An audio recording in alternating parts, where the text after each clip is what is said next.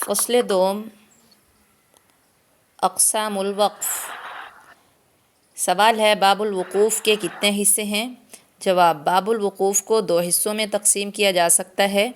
Number 1 کیفیت وقف باعتبار معنی، نمبر 2 کیفیت وقف باعتبار موقوف علیہ۔ سوال ہے جس کلمہ پر وقف کیا جاتا ہے اسے کیا کہتے ہیں؟ جواب ہے جس کلمہ پر وقف کیا جاتا ہے اسے موقوف علیہ کہتے ہیں۔ سوال، وقف باعتبار معنی اور باعتبار موقوف علیہ سے کیا مراد ہے؟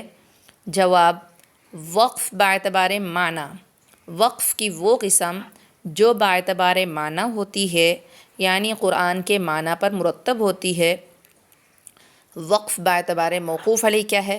وقف کی وہ قسم وقف باعتبار موقوف علیہ وہ قسم ہے جو باعتبار موقوف علیہ ہوتی ہے، یعنی کلمہ کے آخر میں وقف کس طرح ہونا چاہیے، یعنی کلمہ کے آخری حرف کو لاحق ہونے والی کیفیت، اس کو کہتے ہیں باعتبار موقوف علیہ۔ سوال ہے وقف باعتبار معنی کی کتنی اقسام ہیں؟ جواب، وقف باعتبار معنی کی 2 اقسام ہیں۔ نمبر 1 وقف اختیاری، نمبر 2 وقف اضطراری۔ وقف اختیاری کیا ہے؟ جواب ہے پڑھنے کے دوران اپنے اختیار اور ارادے سے بلا کسی عذر اور صراحت کی غرض سے کسی ایسی جگہ پر وقف کرنا جہاں کلام پورا ہو جائے، ایسی جگہ وقف کرنے کو وقف اختیاری کہتے ہیں۔ وقف اختیاری کی اقسام۔ سوال ہے وقف اختیاری کی اقسام بیان کریں۔ جواب، وقف اختیاری کی 3 اقسام ہیں۔ نمبر 1 وقف تام، نمبر 2 وقف کافی، نمبر 3 وقف حسن۔ وقف تام۔ نمبر 1 سوال ہے وقف تام کی تعریف اور حکم بیان کریں۔ جواب، کسی کلمہ پر اس طرح وقف کرنا کہ کلام مکمل طور پر پورا ہو جائے اور اس کلام کا ما بعد سے قطعاً کوئی تعلق نہ رہے، کوئی بھی تعلق نہ رہے، نہ لفظی تعلق نہ معنوی تعلق، تو ایسے وقف کو وقف تام کہا جاتا ہے۔ گویا جہاں مضمون ختم ہو جائے اس جگہ ٹھہرنے کو وقف تام کہتے ہیں۔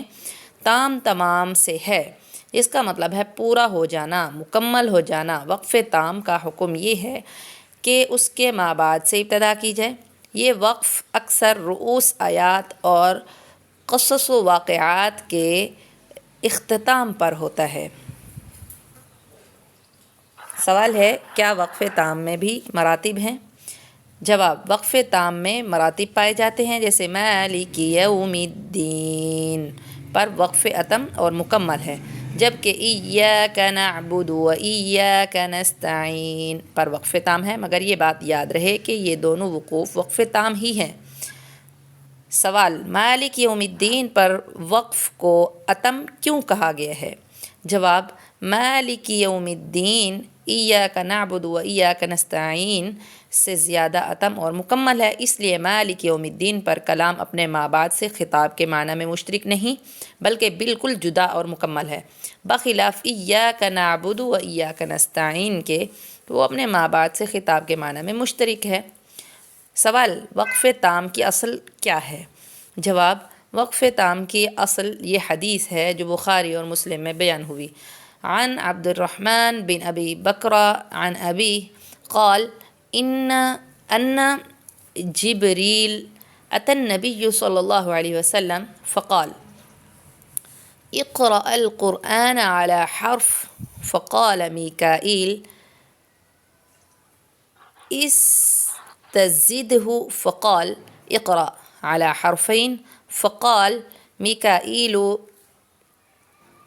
استزده حتى بلغ 7 أحرف كلها شاف كاف ما لم تختم آية عذاب بآية رحمة أو آية رحمة بآية عذاب متفق علیہ۔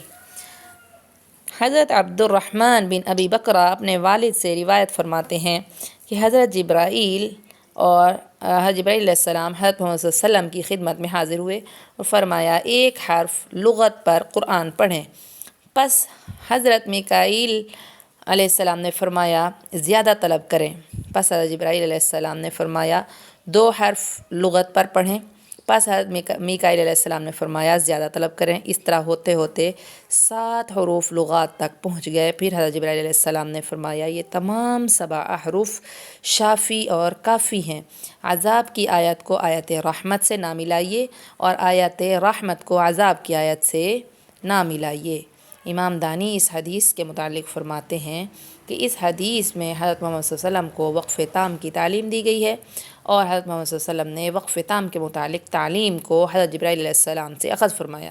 اس سے معلوم ہوتا ہے کہ قاری کے لیے ضروری ہے کہ نار و عقاب والی آیات پر وقف کرے اور ما بعد سے ابتدا کرے۔